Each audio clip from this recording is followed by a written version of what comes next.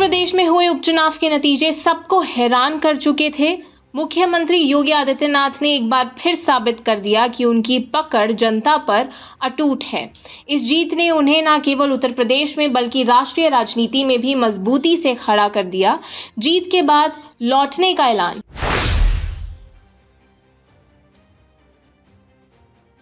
चुनाव नतीजों के बाद योगी आदित्यनाथ ने अपने समर्थकों के बीच कहा, ये जीत जनता की है, अब समय आ गया है कि मैं अपनी जिम्मेदारी पूरी करूं और आगे बढ़ूं। इस बयान ने राजनीतिक गलियारों में हलचल मचा दी है। क्या योगी जी अब दिल्ली की ओर बढ़ेंगे? क्या वे केंद्रीय राजनीति में अपनी भूमिका निभाने को तैयार हैं?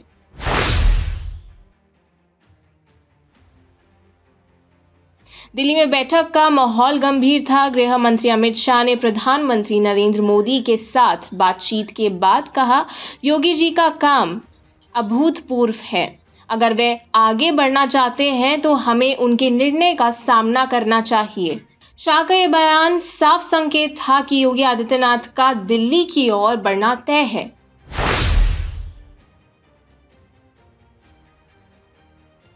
योगी की सफलता से बीजेपी की छवि और मजबूत हुई, लेकिन साथ ही पार्टी के अंदरूनी समीकरण भी बदलने लगे।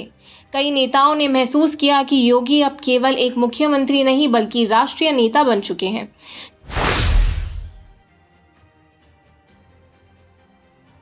योगी आदित्यनाथ ने कहा, मैं जहां भी रहूं मेरे लिए देश हित सबसे ऊपर है।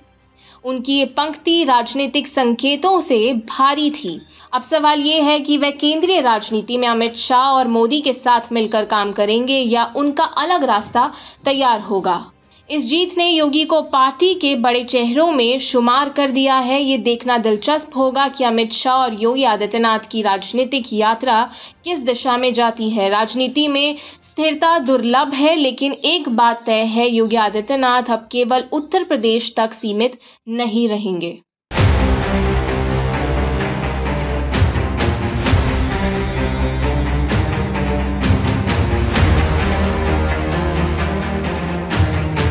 दोस्तों नमस्कार, मैं हूं विनीता यादव। योगी आदित्यनाथ की कुर्सी का क्या होगा? क्या वाकई में खतरे में है? अब चली जाएगी कुर्सी? क्योंकि योगी आदित्यनाथ की अच्छी खासी जिम्मेदारी दी गई महाराष्ट्र के चुनाव में, लेकिन इन सब के बावजूद भी योगी की कुर्सी इतना बड़ा मुद्दा है कि लखनऊ से दिल्ली और दिल्ली से महाराष्ट्र तक गूंजा और अब वापस दिल्ली हो आया है। अब दिल्ली के हाथ में है ये फैसला कि योगी आदित्यनाथ की कुर्सी का क्या होगा। दरअसल चुनाव प्रचार के दौरान अखिलेश यादव ने ये कह दिया कि भाई चुनाव के बाद जो है वो योगी की कुर्सी चली जाएगी। अखिलेश यादव ने ये बात पहली बार उन्होंने कही हो ऐसा नहीं है। लोकसभा चुनाव से पहले अरविंद केजरीवाल ने जेल से बाहर आने के बाद ये कहा था कि लोकसभा चुनाव के बाद सबसे पहले योगी की कुर्सी जाएगी। अगर दिल्ली के पास अच्छे नंबर आ गए, दिल्ली मतलब मैं मोदी जी की बात कर रही हूं, अगर दिल्ली के पास अच्छे नंबर आ गए तो फिर योगी की कुर्सी चली जाएगी। दिल्ली के पास अच्छे नंबर नहीं आए, योगी की कुर्सी भी किसी तरह से इधर उधर लचर मचर करते हुए बच गई। लेकिन लचर मचर की परिस्थिति जो थी वो आप और हम बात कर रहे हैं, सुन रहे हैं, ऐसा नहीं है कि सिर्फ हवा हवाई है ये किले। ये सच रहा है किस तरह से केशव प्रसाद मौर्य दिल्ली आकर के बैठे रहे, अमित शाह से मिलते रहे और बड़ी ही दबी आवाज में लखनऊ भी चले गए और वहां जाकर के भी पूरी रिपोर्ट दिल्ली तक भेजते रहे। बहुत कुछ सिलसिला चला। ब्रजेश पाठक और केशव प्रसाद मौर्य ने तो जैसे योगी की मौजूदगी को पूरी तरह से भुलाई दिया, जैसे कि उन्होंने मान लिया कि अब योगी नहीं तो हम ही मुख्यमंत्री होंगे, क्योंकि दोनों के दोनों उप मुख्यमंत्री नंबर 2 पर बैठे ये दोनों लोग ये इंतजार करते रहे कि योगी कब विदाई होगी, लेकिन योगी की विदाई नहीं हुई। अब भी यही सवाल साफ खड़ा है। उत्तर प्रदेश में बहुत लोग इस बात का इंतजार कर रहे हैं कि योगी की विदाई कब होगी, और इस बात का जिक्र अगर केजरीवाल ने किया था तो वो भी सही निकला था। किसी तरह से योगी ने अपनी कुर्सी यहां बचाई। इसमें एक बहुत बड़ा राज है दोस्तों। एक वरिष्ठ पत्रकार हैं जिन्होंने हमें ये जानकारी दी थी, ये चर्चा हमारे साथ साझा की थी। उनका ये कहना है कि योगी की कुर्सी नहीं गई, बची रही। इसके पीछे खुद मोदी जो है वो वजह है। आप सोचेंगे मोदी कैसे वजह हो सकते हैं? मोदी तो खुद उनकी कुर्सी लेना चाहते हैं। दरअसल मोदी नहीं, अमित शाह उनकी कुर्सी लेना चाहते हैं। अमित शाह की नजर उस पर इस तरह से लगी हुई है, सिर्फ योगी की कुर्सी नहीं, उनके ही बराबर के कई और नेता हैं जिनकी कुर्सी की टांगे तोड़ के रखना चाहते हैं अमित शाह। वो नहीं चाहते कि वो ठीक से उस पर मजबूती से बैठे रहे और आगे बढ़ते रहे, क्योंकि अमित शाह खुद एक मजबूत सोफे पे बैठना चाहते हैं। कुछ इस तरह से समझ लीजिए। बड़ा सवाल ये है कि अमित शाह यहाँ पर योगी को आगे नहीं बढ़ने देना चाहते, तो चलिए ठीक। मोदी जी क्यों चाह रहे हैं, अब इसका जवाब मैं आपको बताती हूँ। तो जो वरिष्ठ पत्रकार है उन्होंने हमें ये बताया था कि कैसे जब लोकसभा चुनाव में बहुत ही कम अंतर से मोदी जी की सीट बची थी बनारस में, वाराणसी में जब चुनाव के परिणाम निकल के आ रहे थे, तो ये बड़ी हैरानी वाली बात थी। नरेंद्र मोदी 2014 से 2019 में बढ़िया चुनाव जीतकर उभर कर सामने आए। मोदी का मैजिक, मोदी की हवा, ना जाने क्या क्या हुआ, लेकिन यहाँ पर स्थिति कुछ और थी। यहाँ पर मोदी के लिए कुर्सी को बचाना मुश्किल हो गया था, अपनी लोकसभा की कुर्सी को बचाना मुश्किल हो गया था।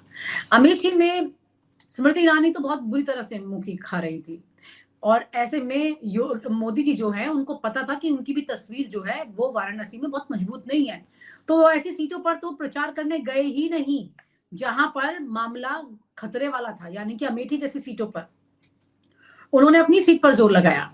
अपनी सीट में अजय राय को हराने के लिए उन्हें इस बार मशक्कत करनी पड़ी। अजय राय कई जगह पर आगे निकलने लगे थे। ऐसा लग रहा था कि परिस्थितियां जो है वो नरेंद्र मोदी को इसी लोकसभा चुनाव से बाहर कर देंगी, लेकिन वो बच गए। अब जानते हैं किसने बचाया? उनको बचाया योगी जी ने। कहते हैं कि योगी वहां पर बैठे रहे, उन्होंने अपनी तरफ से बहुत जोर लगाया। भले ही उत्तर प्रदेश में नंबर कम हो गए हों, लेकिन एक सीट ऐसी थी जो तमाम नंबर पर बीजेपी में योगी के लिए वरदान साबित हो गई, और वो थी वाराणसी की सीट। नरेंद्र मोदी को बचाकर, दिल्ली पहुंचाकर, तीसरी बार प्रधानमंत्री बनाकर योगी के हाथ में रसगुल्ले आ गए। यहां पर योगी के पास तस्वीर ऐसी हो गई सामने कि अब उनकी कुर्सी को खतरा नहीं। अमित शाह ने बहुत जोर लगाया, फिर भी उनकी कुर्सी खतरे में नहीं आई। आपने ध्यान दिया होगा कि नरेंद्र मोदी ने एक बार भी योगी को तलब उस तरह से किया ही नहीं। चुनाव से पहले भी अमित शाह ने तलब किया था कि आइए भाई, आप बात जो टिकट बंटवारे की बात है उसमें आप क्या कर रहे हैं, ये सब चीजें थी। अब चुनाव के बाद में योगी ने ये ठीक रहा, पूरी तरह से दिल्ली पर फोड़ दिया कि 37 सीटों पर जहां पर डैमेज हुआ है, जो मैंने कहा वहां मेरी चली नहीं। और यानी कि चुनाव में टिकट बांटने का काम किसके पास था? अमित शाह के पास। चाणक्य बुद्धि उनकी, तो उन्होंने इस बुद्धि में जो काम किया, उनकी बुद्धि में इस वक्त योगी जी अनफिट है। और ऐसे में सबसे बड़ी बात यह है कि योगी जी उनके लिए भले ही अनफिट रहे हों, लेकिन यहाँ पर योगी जी मोदी के लिए एब्सोल्यूट फिट थे। यहाँ पर मोदी ने योगी की कुर्सी को बचाने की कोशिश की, लेकिन वो अमित शाह के साथ बैर नहीं कर सकते थे। अमित शाह उनके पुराने राजदार हैं, उस वक्त के जब उनके ऊपर ये आरोप लगते थे कि वो जासूसी करते हैं। मुख्यमंत्री बनने से पहले की परिस्थितियों के भी राजदार हैं। तमाम तरह की ऐसी परिस्थितियां हैं जब अमित शाह के पास प्रधानमंत्री बनने के सपने तक जाने वाली सीढ़ियां उन्हें दिखने लगी, वहां वो पांव रखने लगे, और वहीं पर अगर मोदी उनके रास्ते में आए तो ये अमित शाह को कैसे ही स्वीकार होगा। यहां पर ये दोनों की जोड़ी में किसी एक व्यक्ति का साथ योगी को भले ही मिलता रहा, किसी तरह से कुर्सी बची रही। किसी तरह से मोदी जी ने योगी जी की कुर्सी को महाराष्ट्र के चुनाव तक बचा लिया, लेकिन इसके आगे मामला फंसने लगा। अखिलेश यादव को जो जानकारी मिली वो पूरी तरह से उन तथ्यों पर आधारित है जो कि दिल्ली में घट रही है। उत्तर प्रदेश की राजनीति में खूब हलचल तेज है। हर मंच पर समाजवादी पार्टी के अध्यक्ष अखिलेश यादव जिस तरह से इन बातों को दोहराते रहे, बार बार बोलते रहे कि भाई दिसंबर में योगी जी की मुख्यमंत्री की कुर्सी चली जाएगी, तो अब कुछ दिनों में फैसला साफ हो जाएगा। अखिलेश यादव अपने प्रचार में लगातार इसी बात को बोलते रहे और लोगों को बताते रहे कि भैया आप कुछ भी कर लीजिए, वो तो अपनी अंदरूनी कुर्सी तक नहीं बचा पा रहे हैं। अंदरूनी सूत्रों की माने तो भाजपा नेतृत्व, खासकर नरेंद्र मोदी और गृह मंत्री अमित शाह, योगी से असंतुष्ट हैं। ये बात चुनाव प्रचार में चलती रही। महाराष्ट्र चुनाव के बाद उत्तर प्रदेश की राजनीति में बड़े बदलाव की अटकलें लगाई जा रही थी। अब वक्त आ चुका है। अमित शाह की योजना कथित तौर पर योगी को मुख्यमंत्री पद से हटाने की है। ये बात सबके सामने जग जाहिर हो चुकी है। लेकिन मामला इतना भी आसान नहीं है। एक बड़ा सस्पेंस फैक्टर है योगी के पक्ष में, जो मैंने आपको बताया, और वो है 2024 का लोकसभा चुनाव। राजनीतिक गलियारों में एक बड़ी कहानी है ये। इस कहानी का लबो लबाव आपको मैं बता चुकी हूं। एक बार फिर से ध्यान से सुनिए। राजनीतिक गलियारों में एक बड़ी कहानी जो शायद ही जनता के बीच चर्चा का विषय बनी हो। सूत्र बताते हैं कि 2024 के लोकसभा चुनाव में प्रधानमंत्री नरेंद्र मोदी की वाराणसी सीट पर खतरा मंडरा रहा था। समाजवादी पार्टी और अन्य विपक्षी दलों ने वाराणसी में जातिगत समीकरणों को स्थानीय मुद्दों के जरिए मोदी को घेरने की पूरी योजना बना ली थी। ऐसे में योगी आदित्यनाथ ने अपने प्रभाव से, अपने रणनीतिक दबाव का इस्तेमाल करते हुए वाराणसी में भाजपा की स्थिति को मजबूत करने की पूरी कोशिश की, पूरा जोर लगा दिया। ये दावा किया जा रहा था कि अगर योगी ने वाराणसी में हस्तक्षेप ना किया होता तो पीएम मोदी वहां से हार जाते, और अगर वो हार जाते तो सोचिए क्या होता। यही कारण है कि पार्टी हाईकमान, विशेषकर मोदी, योगी के खिलाफ जाने से हिचकिचा रहे हैं। और बात इतनी नाजुक है कि कोई ही इसकी चर्चा करता है, कोई नहीं करता है। अमित शाह का राजनीति में अनुशासन और रणनीति पर जो जोर है, योगी आदित्यनाथ जो अपने स्वतंत्र निर्णय और हिंदुत्व के चेहरे के रूप में काम करते हैं, भाजपा के केंद्रीय नेतृत्व के लिए एक चुनौती बन गए हैं।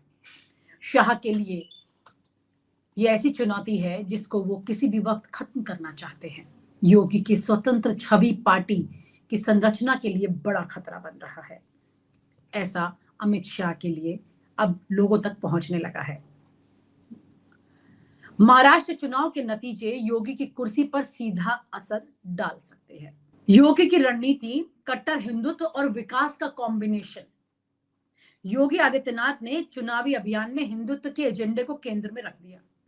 बटेंगे तो कटेंगे करके बात उन्होंने फैला दी, और ये बात इतनी बढ़ गई कि नरेंद्र मोदी का एक रहेंगे तो सेफ रहेंगे भी इसके आगे ठंडा पड़ गया। इसके अंदर एक एग्रेशन था, काफी ज्यादा अटैकिंग मोड में। बटेंगे तो कटेंगे जो जनता सुनना चाहती है, जो हिंदुत्व के झंडे को लेकर चलना चाहती है। भले ही अयोध्या फ्लॉप रहा इनका, अयोध्या में राम मंदिर का मुद्दा, काशी विश्वनाथ कॉरिडोर, विकास के कई प्रोजेक्ट चुनावी हथियार बनाने की कोशिश की। अब बड़ा सवाल यह है कि क्या योगी अब मुख्यमंत्री रहेंगे? अब सबसे बड़ा सवाल यही है। योगी की लोकप्रियता भाजपा के भीतर और बाहर दोनों जगह पे बनी हुई है। 2024 के लोकसभा चुनाव में उत्तर प्रदेश में भाजपा का प्रदर्शन काफी हद तक योगी की छवि पर निर्भर करता है। प्रधानमंत्री नरेंद्र मोदी के साथ योगी का संबंध, खासकर वाराणसी सीट बचाने के कारण, उन्हें अतिरिक्त सुरक्षा प्रदान करता है। अमित शाह के नेतृत्व में पार्टी की अनुशासन नीति योगी के लिए खतरा बन चुकी है। महाराष्ट्र चुनाव में अगर भाजपा का प्रदर्शन खराब रहा तो योगी पर दबाव बढ़ सकता है। भाजपा नेतृत्व योगी की स्वतंत्र छवि को लंबे समय तक बर्दाश्त नहीं करेगा। जनता की राय दोनों ही पक्षों में बटी हुई है। योगी जी ने अपराधियों पर सख्ती दिखाई, उनके शासन में विकास की तेजी हुई, ऐसा उनके समर्थक सोचते हैं। महंगाई और बेरोजगारी के मुद्दे पर योगी सरकार विफल रही, हिंदुत्व के नाम पर जनता को भटका रही है, ये उनके विरोधी सोचते हैं। बड़ा सवाल ये है कि यहाँ पर योगी को बचाने वाली जो परिस्थितियां हैं वो बहुत ज्यादा फंसती दिखाई दे रही हैं। योगी आदित्यनाथ के लिए स्थितियां यहाँ पर इस तरह की हो गई हैं कि अब उनको कोई बचाने की अगर कोशिश कर सकता है महाराष्ट्र चुनाव के बाद में, तो वो खुद आरएसएस है। आरएसएस पहले भी उनके लिए कई बार वरदान बनकर आई है। दोनों बार जब उनको ये कुर्सी मिली तो उन परिस्थितियों में भी आरएसएस ने ही उनका साथ दिया। आरएसएस ने उनकी इतनी मदद की कि जब वो दिल्ली आते थे और लोग हैरान हो जाते थे, जब उत्तर प्रदेश से तमाम नेता दिल्ली में मोदी और अमित शाह के सामने नतमस्तक रहते थे मुख्यमंत्री बनने के लिए, उस वक्त में अचानक से योगी के नाम की घोषणा हो जाती थी। इसी तरह से योगी ने कई बार अपने दुश्मनों के गाल को थपड़ाया है। बड़ा सवाल यह है कि योगी क्या इस बार इस घेरे में फंस जाएंगे? योगी की कुर्सी कितनी ज्यादा सुरक्षित है इस चुनाव के बाद, ये सबसे बड़ा सवाल है। किसी भी दिन योगी की कुर्सी पर खतरे के बादल मंडरा सकते हैं। और आप हमसे जुड़े रहने के लिए सब्सक्राइब करें YouTube पर, फॉलो करें Twitter पर और लाइक करें Facebook पर। और ज्यादा जानकारी के लिए आपको टाइप करना होगा सिर्फ न्यूज़ नशा।